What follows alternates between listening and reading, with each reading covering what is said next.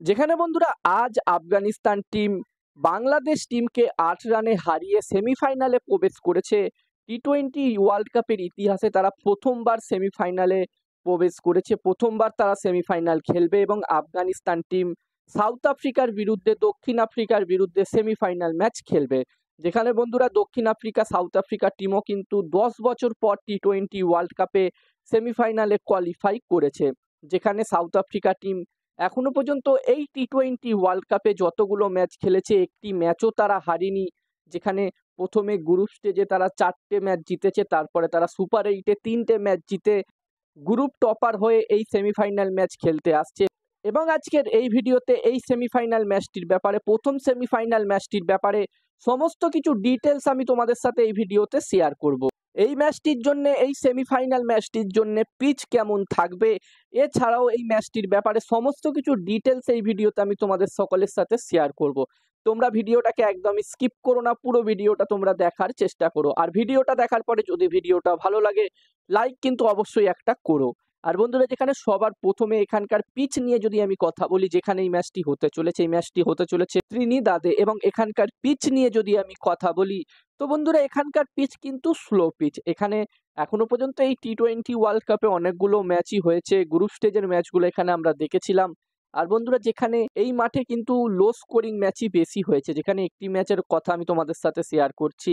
এখানে বন্ধুরা West Indies এবং নিউজিল্যান্ডের মধ্যে একটি ম্যাচ হয়েছিল, যেখানে ওই ম্যাচটিতে ওয়েস্ট ইন্ডিজ টিম প্রথমে ব্যাটিং করে ১৪৯ রান করেছিল এবং এই রানটি কিন্তু নিউজিল্যান্ড টিম চেস করতে পারেনি। নিউজিল্যান্ড টিম ১৩৬ রান পর্যন্ত করতে পেরেছিল এবং ম্যাচটি ১৩ রানে জয় পেয়েছিল ওয়েস্ট ইন্ডিজ টিম। তো বন্ধুরা, এখানকার পিচ কিন্তু অনেকটাই স্লো পিচ এবং আশা করব এখানে আফগানিস্তান টিম কিন্তু ভালো ফাইট দেবে এখানে সাউথ আফ্রিকা টিমকে। যেখানে বন্ধুরা আফগানিস্তান টিম এই টুর্নামেন্টে আমরা দেখেছি প্রথমে নিউজিল্যান্ড টিমকে হারিয়েছে, তারপর তারা অস্ট্রেলিয়া টিমকে হারিয়েছে।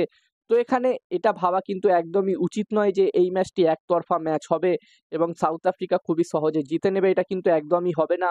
এখানে আফগানিস্তান টিম কিন্তু দুর্দান্ত ফর্মে আছে এবং এই ম্যাচটিতে তারা একদম 200% দিয়ে এই ম্যাচটি তারা জেতার চেষ্টা করবে এবং তারা অবশ্যই চাইবে ফাইনালে কোয়ালিফাই করতে। অন্যদিকে সাউথ আফ্রিকার টিমও কিন্তু এখনো পর্যন্ত টি-টোয়েন্টি ওয়ার্ল্ড কাপ চ্যাম্পিয়ন হয়নি। একবারও তারা টি-টোয়েন্টি ওয়ার্ল্ড কাপ পায়নি। তো এখানে সাউথ আফ্রিকা টিমের কাছেও কিন্তু সুবর্ণ সুযোগ আছে এইবারে চ্যাম্পিয়ন হওয়া, টি-টোয়েন্টি চ্যাম্পিয়ন হওয়া। এই ম্যাচটি জিতে তারাও চাইবে ফাইনালে কোয়ালিফাই করতে। এবার দেখার বিষয় থাকবে এই ম্যাচটিতে কি হয়। আর বন্ধুরা, এখানে আমরা সকলেই আশা করব আফগানিস্তান এবং সাউথ আফ্রিকা টিমের মধ্যেই সেমিফাইনাল ম্যাচটিতে দারুণ একটি ম্যাচ আমরা সকলে দেখতে পাবো। আর এখানে তোমাদের কি মনে হচ্ছে এই ম্যাচটি কোন টিম জিততে পারে, সাউথ আফ্রিকা নাকি আফগানিস্তান? অবশ্যই তোমরা তোমাদের মতামত কমেন্ট করে কমেন্ট বক্সে জানিও। আর এই ম্যাচটির জন্য আফগানিস্তান টিমের এবং সাউথ আফ্রিকা টিমের প্লেইং 11 নিয়ে কথা যদি আমি বলি তো বন্ধুরা, যেখানে আমরা দেখলাম আজ বাংলাদেশের বিরুদ্ধে ম্যাচ চলাকালীন রেহমানুল্লাহ গুরবাজের পায়ে চোট লেগে গেছিল এবং সেই কারণে সে কিপিং করেনি, উইকেট কিপিং করেনি।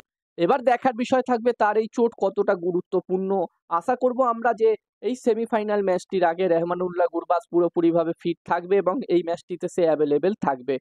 যদি এই ম্যাচটিতে রেহমানুল্লাহ গুরবাজ ফিট না থাকে তাহলে তার পরিবর্তে অন্য উইকেট কিপার নেওয়া হতে পারে।